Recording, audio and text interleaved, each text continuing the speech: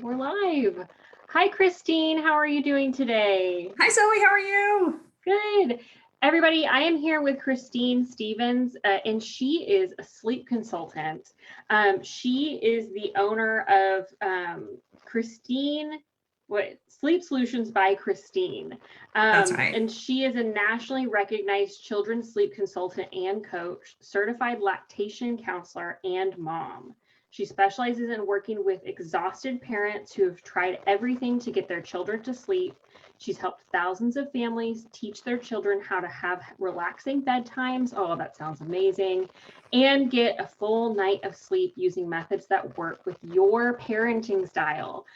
Christine seems like the Hoffman tutoring group of sleep as far as personalizing those solutions to your family and your child. And so I'm super excited to have Christine here because she's going to talk with us about sleep routines and getting sleep back on track for the school year. I know a lot of us have had bedtimes slip later and later over the summer as we're doing fun things. Yes, I mean, how can it not? And Right. now we're staring down the barrel of the first day of school and realizing we need to get all of this back on track. And we know that sleep is really important for the brain and for learning. So this is a double, we want to not be totally tired in the morning, but we also want our brains to be functioning well. So that is my first question for you, Christine. Like, why is sleep so important for kids who are school age? A lot of times we hear about sleep consultants for babies, right? Mm-hmm. But sleep is still important for school age kids. Can you tell us a little bit about why it's important and what we need to pay attention to as far as school age kiddos instead of, thinking about babies and toddlers? Right. Yeah, definitely. Well, first, thank you for having me today. I'm so Of excited to be course. here, and I'm really happy that I get to share all my great sleep knowledge with everyone today. Yeah, we are definitely staring down the barrel of being the first day of school. So whether your child went to virtual, did virtual school last year, or they went to in person, or they did a mix of it, whatever it is, they're all starting some sort of school again this year. Hopefully, all in person. As much as we want to. I know mine's going back. I'm really happy. So, whether they're going in person or virtual, whatever it is, for school, kids need sleep just like the rest of us do. Do they need quite as much as babies? No, they need a little bit less, but they're not quite in that 7 to 9 hours that adults are in. So, kids that are about 3, 4 years old that are getting into preschool, getting into early school age, are still probably going to be around that 12, maybe 13 hours a day. Most kids are, around 2, 3 years old are still kind of taking a nap during the day. And we love nap time as mothers, as It's parents. nap time right now for We me. love nap time. But yeah, by the time they're about 3 or 4 years old, they're usually kind of done napping, or they don't nap quite as consistently. So maybe not every single day, but still need it, so they don't get overtired. But then you get into the 5, 6 year olds and up as they get into school age. Yeah, they're still going to need probably a good 11 hours a night. Some kids are around 10 to 11, but most of them are done by napping by then. Some people, you'll still have a kid that will go to kindergarten and take a quick nap in the afternoon. So it just depends on the individual child. But still, with the guide of about 10 to 11 hours a night for kids that are going into kindergarten, first grade. But it's really important to make sure that they are getting that sleep. Why? Well, how do you feel when you haven't had a great night of sleep? It's a little tougher to be creative. It's a little tougher to stay on track. Trying to think clearly, your judgment's a little cloudy, and it's a little tough to remember things. And that's just for us as adults. Don't forget, it's the same thing for our kids too. So our kids are going to school to learn. We want to make sure that they're getting plenty of sleep, so they're able to focus during the day. Yeah, awesome. And would you say too, like that will play into behavior and being able to kind of be a classroom citizen in general? Um, It with definitely with can, sleep. definitely can. When you haven't had enough sleep, a lot of times it is just, impulse control is just not there. It's a little bit less. It can sometimes look as behavior issues in kids because they're running around bouncing off the walls. Well, it's because they are overtired, because they're running on adrenaline and they just can't slow down. It's amazing what happens when they start to get a lot more sleep. And parents often tell me, my kid's a different kid because they're actually getting enough sleep. So definitely look at how much sleep your kid is getting. Awesome. And so like you say we need to get around 10 or 11 hours of sleep. So we're thinking about bedtimes and wake up times. So when thinking about those bedtimes and wake up times for the school year, when do we need to start implementing those so that we're not cranky on the first day of school? True. You want to start ahead of time. Most of the time, about 2 weeks before school starts is a good rule of thumb to start. And you can do one of two things: either start with your evenings first or start with your mornings first. If your child's going to bed a little bit later, and I admit mine, we let her bedtime slip just a little bit later in the summertime, and that's okay. But come school year, yeah, she's absolutely going to have to start going to bed just a little bit earlier. So start looking at your evening routine. Maybe bring the kids inside just a little bit earlier so you give them a chance to wind down, and figure out when your child's going to have to get to bed at night. So if they normally sleep 10, 11 hours a night, then back that up from the time that you have to get them up in the morning to get them out the door. So if that's 6:30, your kid sleeps 11 hours a night, I guess that means they're in bed by about 7:30 at night. So it's a good rule of thumb to use. So start working on your evening routines. Make sure dinner's ready. Make sure that they're getting a good dinner, having a little bit of playtime, and then going right into the bedtime routine and starting to get to bed on time. In the mornings, if you've got a kid that's been sleeping really late in the morning, then it's probably time to start waking them up just a little bit earlier.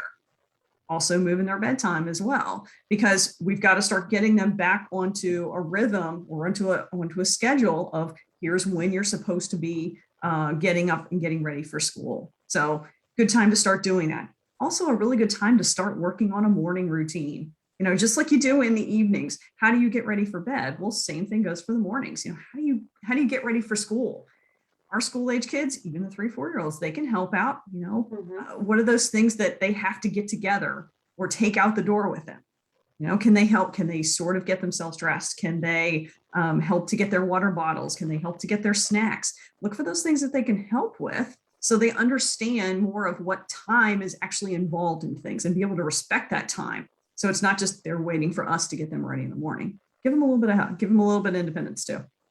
I love that. I love that tip. And I was talking with Barbara Trapp, an organizer, a few weeks ago, and we were talking about like doing those trial runs. And it sounds like, if you're getting up earlier in the morning anyway, that's a great time, like you said, to trial run all of those responsibilities and things that you have to do before school starts. And of course, you get to find out a little bit of what works versus what isn't working. Maybe you need some extra time in the morning. If you're trying to get more than one child out the door, you might need a little more time than you think. So give yourself a little bit of room and grace to just, okay, we need to make sure we're getting up a little bit earlier, or how's your child's wake up? How's the bedtime going? But give yourself about 2 weeks before school starts enough time to really work through some of those issues so that it's not such a crazy morning on the first day of school. Yeah. So you told us a little bit about some habits as far as getting a full dinner, having some playtime, and then moving into that bedtime routine. But I'm wondering what specific sleep habits do you think that we should be promoting, and which ones do you feel like we need to be maybe cutting out of our lives as we come into the school year? Yeah, it definitely is. With the summertime bedtime routines, tend to get a little bit longer. Our routines slip a little bit, and that is okay to do. But as you're getting ready to go back into the school year, it's probably time to take stock and just kind of get an idea of, what are all the things that we've been doing in the evening to get the kids ready for bed. And, maybe look at, how's the bedtime routine been going? Has it been taking way too long? Is it taking, over an hour to get your kid ready for bed at night? Once you get them in bed, how long is it taking them to get to sleep? Is bedtime taking 2 hours? I mean, that's a really long, shouldn't be taking that long. So definitely working on working on independent sleep. At 3, 4, 5 years old, you should be able to put your child in bed and be able to say, night night, it's time to get to sleep, and they're going to sleep all by themselves. No giant song and dance required. So work on those. Just kind of look at your own routine and see where you can maybe shorten things down and just make things a lot more relaxing in the evening. So it's not such a crazy time. There's also things like, what can you get ready for school the next day? Just some families like to pack lunches ahead of time the night before. So all you have to do is pull them out of the refrigerator in the morning. If that's something that works well for you, then yeah, start to implement that into your routine so everyone gets used to what are we supposed to do in the evenings. Yeah, I love that. I love that. At our house, we have a bedtime playlist. Oh, that's sweet. And it's a nice way to like just kind of everybody gets a little bit more relaxed. We like to play game. We like to play board games. Like we finish dinner and it's kind of like pull out the board game. It's no screens because remember that blue light that's coming from a screen, tablets, phones, computers, all those TVs and things like that. It's like standing outside in the sunshine. It's telling our brains that we're supposed to be awake.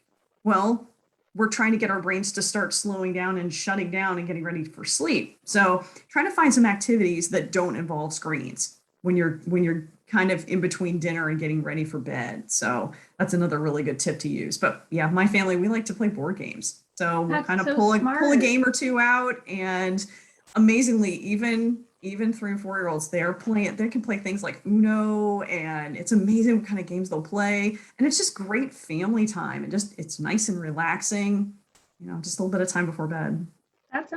What's your favorite game to play after dinner? I'm going to go with either Uno or I actually really like Phase 10 for like older kids because it teaches them a little bit of strategy. And my kid's a card shark. She's good. No helping let her win. No, she will completely annihilate you. She's good. I love this idea of the games because too, it kind of gives a set time of like, once the game's over or a couple games are over, then it's time for bed. Mm-hmm. And there's no like, well, one more show or, all of that. So some of us have kids who struggle to get to sleep. You were talking a little bit about getting to sleep independently should be something that school-age kids can do, or to stay asleep at nighttime. Maybe they're waking us up. Oh, I hope not, but I know it's happening. It happens. It's normal. And I guess I'm saying I hope it doesn't because I know it's rough, especially when school starts. What do you suggest that we do? And like, when might it be time to seek the help of a sleep consultant like you or a doctor? Okay. Well, so, when you're looking at your bedtime, I mean, every family is a little bit different and everyone likes to, just kind of get ready for bed and get their kids ready for bed in a little bit different way. As long as it's working for you and you feel like it's not taking too long, then I would say go for it. Some families really love just, hanging around and reading endless books and just kind of, sitting around until the kids are asleep. Okay, if that works for you, great. But just but look at your evening routine. If your child's struggling to get to sleep, look at how they are falling asleep. Okay, because falling asleep is a skill that we learn like anything else. Is your child used to holding your hand to get to sleep? Or is it that your child's used to going to sleep on their own, where you say night and they go to sleep all on their own? Are they always needing your help to get to sleep? So if they're always needing your help to get to sleep, well, then maybe it might be time to change things a little bit. So whatever your routine is, whether it's bedtime or the middle of the night, if your routine is no longer working for you, your kid will wake up once in a while in the middle of the night. They all do. It's normal. Yeah. Kids wake up just like you and I do. They get sick. Well, it's just, we wake up in the middle of the night. It happens. It's just how we handle those things. Whether it's, is it turning into every single night where they're coming to crawl into bed with you and you really don't want them doing that? Okay.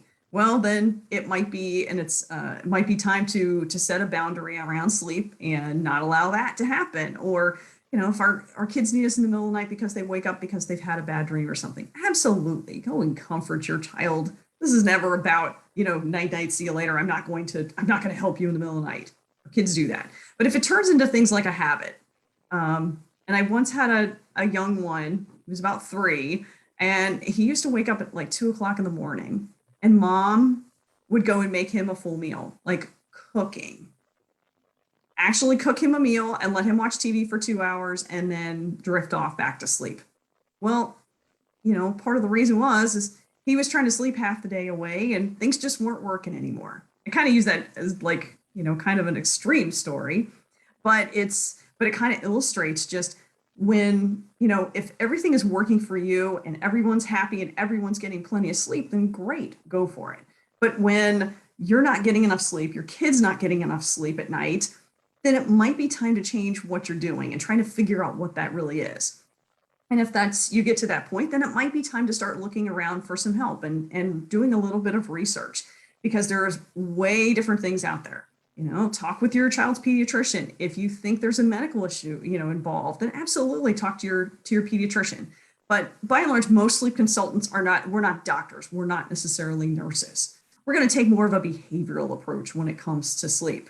I mean, obviously we have access to all different types of methods. I don't use the same method with every single child. It really just depends on the situation, a child's temperament, parenting style, things like that. So I help match the method with the family's goals, desires, and really just, parenting style. So, make sure that you're doing your research, but, and you have to find a sleep consultant that you like working with. How do you like their personality? Is this a person that you enjoy and you really want to work with?